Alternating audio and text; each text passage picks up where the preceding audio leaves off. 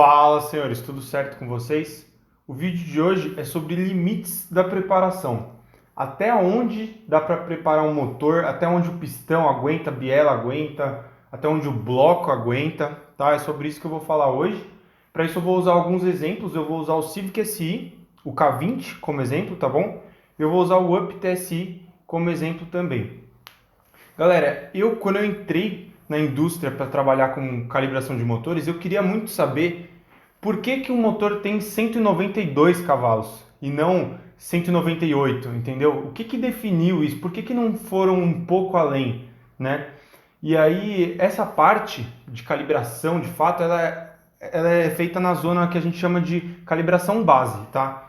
Que são dinamômetros de bancada que tem água circulando no motor, o motor está parado numa sala blindada, tem ar de admissão entrando, tem ventilação, tem tudo que o motor precisa para funcionar parado ali, e esse motor está preso num dinamômetro.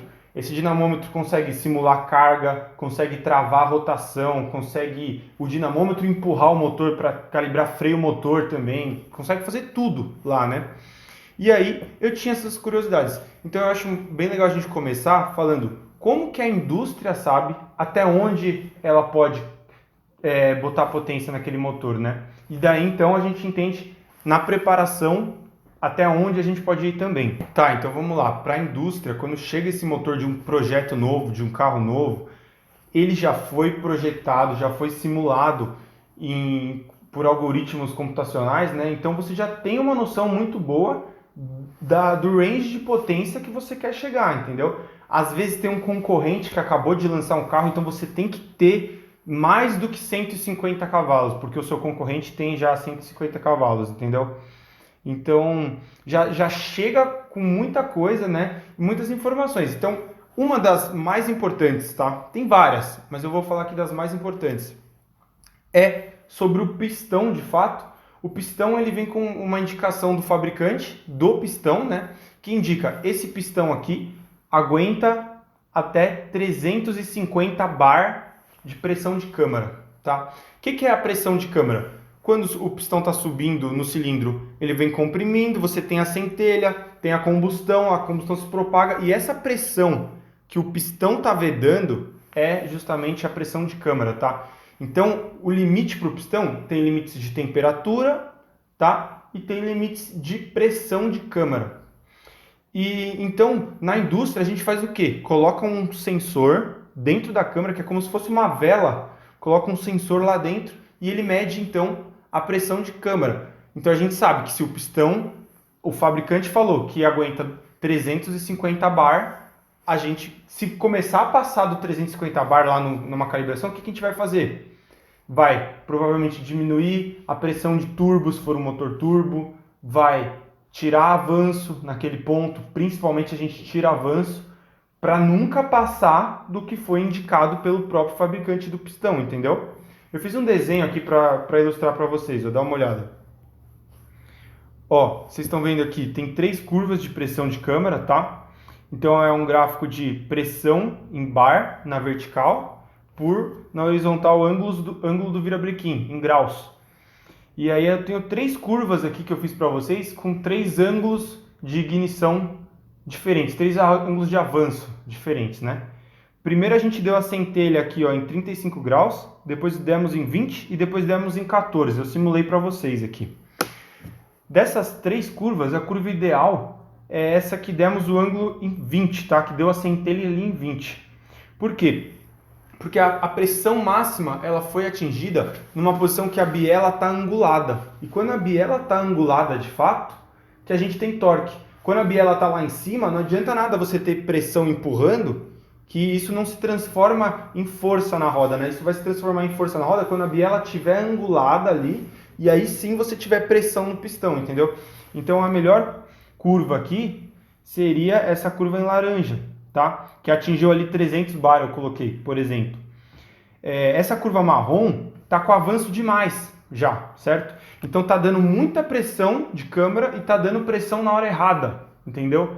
Então vai forçar o pistão, vai forçar a biela, é assim que se entorta uma biela, tá? quando o pistão tá lá em cima, a biela tá reta, e você tá fazendo força para baixo, a biela não tem nem para onde ir, porque ela tá reta. Então é aí que você entorta uma biela.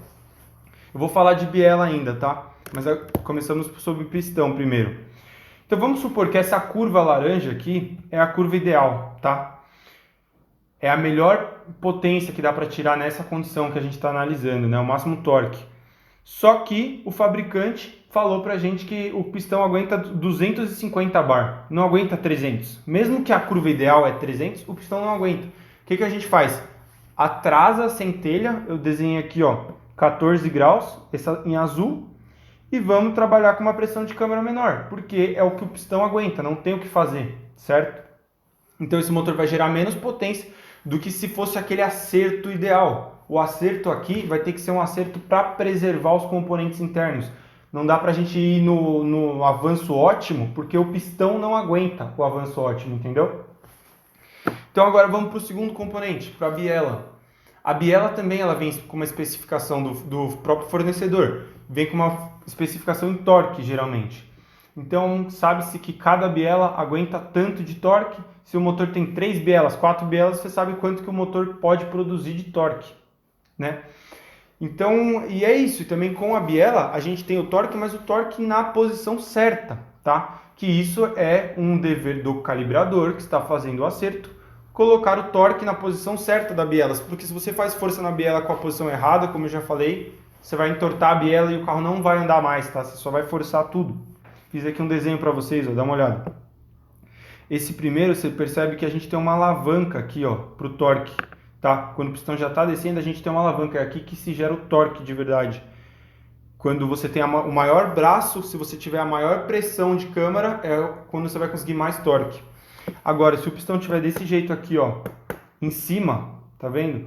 E você forçar o que for, a pressão que for, você só vai entortar a sua biela, você não vai conseguir potência com isso. Senhores, mais uma informação muito importante. EGT, tá? Exhaust Gas Temp, que é a temperatura do gás de escape. Isso vai ser muito importante para quê? Para saber se o seu coletor de escape vai aguentar e se a sua turbina vai derreter ou não, tá? Se você começar a ter uma temperatura de gás de escape muito quente, a sua turbina vai derreter. Então o que acontece? Às vezes a gente está calibrando um motor, o pistão chegou no máximo, você começa a tirar avanço, que igual eu já expliquei para vocês, e quanto mais avanço você tira, a combustão não acaba de acontecer inteira dentro da câmara, certo? Então ela está ficando mais atrasada, essa combustão. Então quanto mais avanço você tira, mais você esquenta os gases de escape. Só que isso tem um limite, porque se você tirou avanço demais para favorecer o pistão, daqui a pouco você derrete sua turbina, entendeu? Então tem que olhar tudo isso, várias coisas para que o motor aguente, que o motor dure muitos quilômetros. Aí, senhores, tem outra limitação importante de falar também, que são as limitações do câmbio e da própria driveline, dos semi-eixos, do eixo cardan, quando é tração traseira.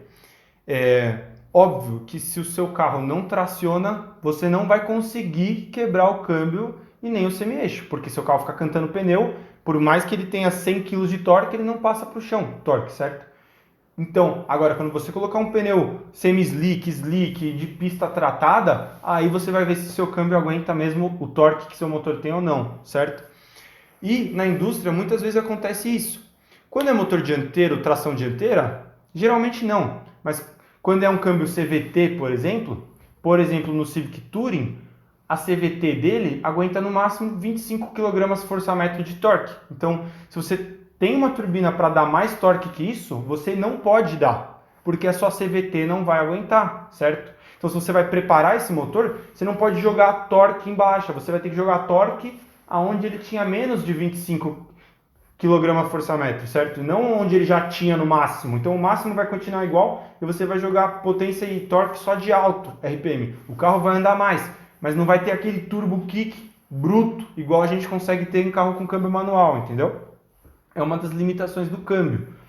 Então, seguindo, se for também um carro que é tração traseira, o eixo cardan às vezes não aguenta mais que tantos quilos de torque. Então, você tem que limitar um pouco o motor por conta do câmbio, certo? Bom, falei para vocês que eu ia dar alguns exemplos de preparação. Um exemplo que é muito legal de dar é o Civic Si.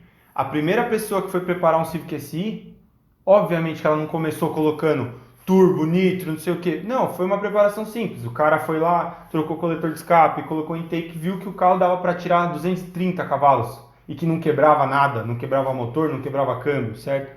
Aí o cara quis mais e outro quis mais. É sempre assim. Quando você está no ramo de preparação, você não tem essas informações de quanto que a biela aguenta, quanto que o pistão aguenta, certo? Aliás, você já está violando essas... O fabricante do pistão falou que o pistão aguentava 300 bar, você já está em 400, 450 e o pistão está aguentando ainda, entendeu? Na verdade, nem o fabricante sabia que o pistão aguentava tanto assim quanto a gente está explorando na preparação. Mas vocês têm que entender que não tem como saber, não tem como você olhar para uma biela e falar, pô, essa biela aqui é grossa, aguenta. Não é assim que funciona.